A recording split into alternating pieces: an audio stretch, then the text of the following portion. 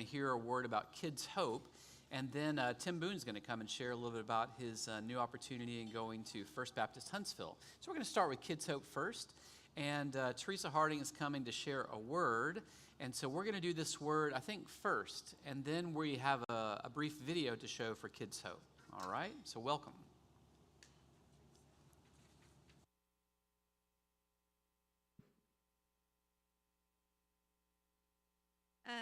I just wanted to focus your attention on one of our ministries for a few minutes. Some of you are familiar with it, some of you may not be. It's called Kids Hope USA. It's a mentoring program. Churches are matched with neighborhood schools, and then church volunteers are matched with at-risk kids in the school. They meet with them approximately an hour or once a week. And their priority is the relationship, not academics or anything like that. It's just to be a friend, a listener, a support, a cheerleader. You have some literature on your table that tells you more about it. Also, there's a little response card if anyone decides tonight that you're interested or you want more information. You can fill this out and leave it on the table, and we'll pick it up. We've been involved in this ministry since 2005, and Joe Chandler over there is responsible for the one who started it the first year. So we've had a lot of church members volunteer and affect the lives of children at South Knoxville Elementary. There will be more information next week. We have a table set up in the third floor crossover. So stop by the table and see what we've got. And if you have any questions, you can get in touch with me or Susan. And I'll be hanging around for a while tonight if you have any questions. And now, hopefully this video will get you fired up and make you want to become a mentor.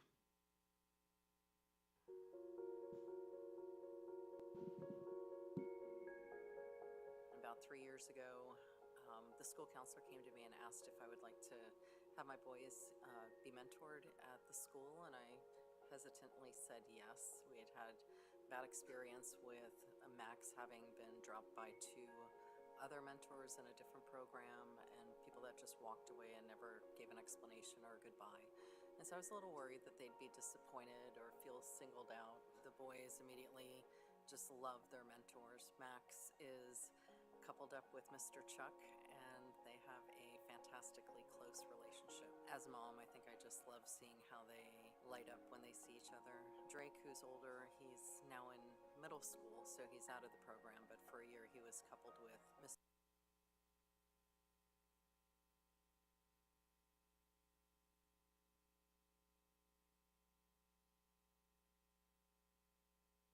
Jeff. We later found out that was Pastor Jeff. Drake is still very closely bonded with Jeff, and Jeff was actually able to baptize him, and he seeks to emulate him, which I think is a very good thing. I saw so much love coming towards my kids that we decided that we were going to check out Yorktown and see what other things were in store for us there. We did become members of the church.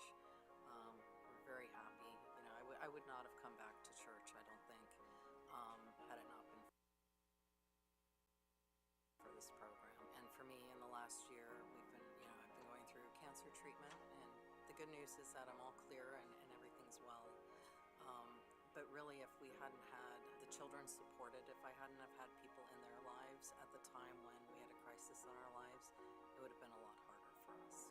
And we were able to get the love and support from our mentors and the broader Kids Hope program and even the broader church to really support us and take care of us during that time. It's been a huge blessing, and I just can't praise it enough.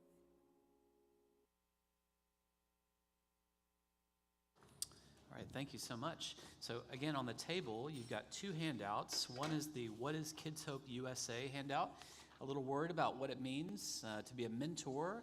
And then the second one, and I just encourage you, if you feel led tonight, you just want to learn more tonight. This isn't necessarily a commitment, but you want to learn more, you want to gauge what this would mean, then take a look on here. So you might be ready to sign up and go ahead and try to find the application, but you might just be interested in wanting to just explore it and the difference it can make in the life of a child. So check that out, and you can leave these cards on the table right where you are.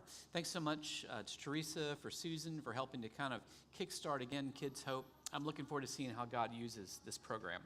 I'm going to call on Tim Boone now. Come on up here, Tim. I'm going to share a word. It's bittersweet as we are going to be saying goodbye to Tim very soon. We are grateful for his ministry here, but we also bless him as he goes to this new opportunity. And I just asked Tim to come and share a little bit tonight about the transition and just kind of share from his perspective. So thanks, Tim. Thanks, Brent. Yeah, Brent asked me to share just for a few minutes as Miranda and I prepare to transition to a new ministry context, First Baptist Huntsville, to serve as the missions pastor in just a few weeks. I've been thinking about this a lot, especially over the past few months, that it's funny to think back 4 years ago. I came to First Baptist as essentially the minister to youth, young adults, missions, and a few other things kind of lumped in. And one thing that you get to do when you serve in such a diverse and broad position is you get to learn not only what you're not called to do, but which does happen, but also the opportunity for God to show you what you are called to do and how your gifts can best be used for the kingdom. And especially over the past few years, we've sensed God confirm over and over again that missions is really at the heart of everything that we do, and the way ultimately that God has shaped me and my calling as a pastor. Missions, outreach, finding ways to connect the church with the needs in the community is really what sets my heart on fire. And this calling allows me to specialize and do what I believe God has gifted me to do, and ultimately what God has called me to do full time.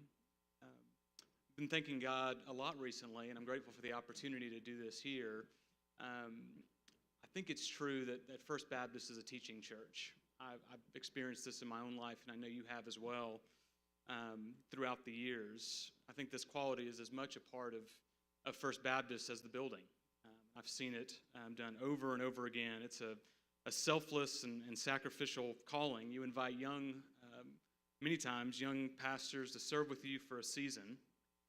I'm thinking of folks like Megan Dowd and Daniel Hedrick and Jordan Humler, and even folks like Scott Claybrook, where you invest and you love and you encourage and you empower and you make us better.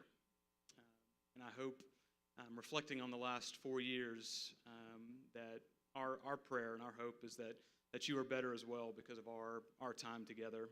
And as many times and in as many places as we can, Miranda and I both, from the bottom of our hearts, want to say thank you, thank you, thank you. You have encouraged us when we have struggled. You have affirmed us when we have succeeded. You've given us grace when we failed. And it's because of how you've loved us, because of the space that you've given us to serve, to create, to disciple, to work out our calling among you, that we feel prepared for what God has for us next. And we also thank God that we've had the opportunity to walk with you through almost every season, through a difficult interim, through a pandemic, through births and deaths, and everything in between. And I'm sure you'll say this is true, but it's the hardest part, those pastors in the room, about being called into congregational ministry. Maybe the hardest part about being a part of a church is that God calls you to come and join with amazing people who are doing amazing work in amazing places, but God also calls you to go. And we're so sad to go, but we're so grateful that we have been able to call this place home and this community family for these past 4 years. And we know that God has some great things in store for you and for our family as well, and we ask that you pray for us. And if anyone is upset or mad, don't blame us or anyone in Huntsville. Blame David Hull, and I will give you his phone number. But we're so excited. I want to end on just a word of hope as we continue to see new leaders emerging in our young adult ministry. We're seeing so much growth with our young families and young professionals. I'm actually leaving from here to go to a cookout at our house to spend some quality time with some of our single adults. We're continuing to see the Care First ministry grow, serving anywhere between 30 and 50 people every Tuesday night. We're beginning to see the deeper purpose of this ministry come to light with sharing with Terry and others. That last night, someone that we've walked with for weeks, a regular guest that comes and invites us to pray with him, to encourage him, asked us last night if we could baptize him, as he has recently come into a saving relationship with Jesus Christ. And another last night, 3 or 4 weeks ago, anytime that you would say hi to him, he would say, I don't want to know about God, I don't want to know about Jesus, I want to take a shower, leave me alone. And he would say it just like that, and probably a few other choice words. But last night, he approached a volunteer after we invited, if someone needed prayer or encouragement, to find one of our volunteers. He approached one and said, I'm really working on my faith right now. I'm really working on my faith, and I need you to pray for me. I've got a friend who's really struggling. I need you to pray for him. And I've lost my copy of my Bible. Can I have one?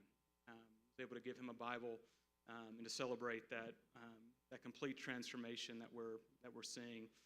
And so next week, after our Care First ministry, we're going to baptize Mark in our sanctuary and make that open invitation to anyone that needs to be baptized, that has yet to be baptized, who wants to learn more, to come and have a conversation with some of our volunteers and to take that next step in faith. And I don't think something like this happens by accident. I think it's because of this church committing each week to show up, to be present, to show the love of Jesus in such a way that when you talk about a Jesus that loves and is present with you, that's not a far stretch of the imagination, because you have people right in front of you who are doing that, who are reflecting that love and that presence and that care. I'm just so grateful for that ministry and for the ways that God is going to grow that ministry in the future. And so we'll say we love you. We thank you. From now until I leave the ministry, I will thank God every time I think of you. Just look forward to continuing to follow you, to pray for you, to do life with you, even from Huntsville. Thank you.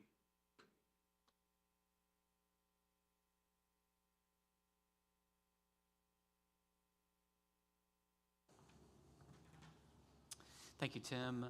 And what a celebration that will be next Tuesday as we sort of see the fruit of that ministry. It makes me also give thanks not only for your leadership, but also for the volunteers that come each Tuesday night to care so well for people and to extend that care first, right? It's what it's all about. So the Care First ministry next Tuesday, so the baptism will probably be around what time? 7 o'clock or so. So if you're interested, it'll be in the sanctuary. And we are grateful to you, Tim, and we look forward to seeing how God uses you in the future. There is going to be a reception for Tim and Miranda and Oliver after the 11 o'clock service on Sunday. It'll be in the Blue Room, 230 Center, CENTRE, by the way. Just wanted to make sure we spelled it right.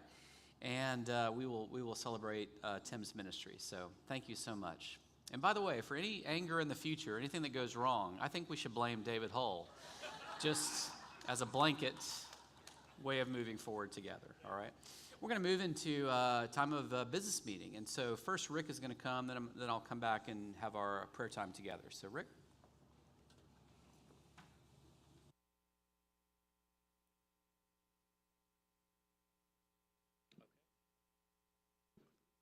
Good evening, everybody. My name is Rick Carringer. I'm the church council chair this year, and call us to order here in an official business meeting, quarterly business meeting. And my first job is to turn it back over to Brent to go over the prayer list.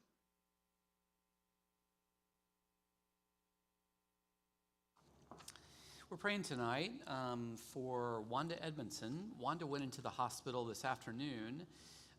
She began to feel bad at Dr. Jim Pointer's graveside memorial service and was taken by ambulance over to Park West. She's doing okay. They're running tests, and she's been better through the afternoon. But we want to certainly be praying for Wanda and praying also for Andy as they are at Park West this evening. We did today celebrate the life of Jim Pointer, one of our oldest living church members that has meant so much to so many people. It was a full military service for him, just a great way to honor his life. And I'm grateful for those that were able to come out and to celebrate that life by the graveside.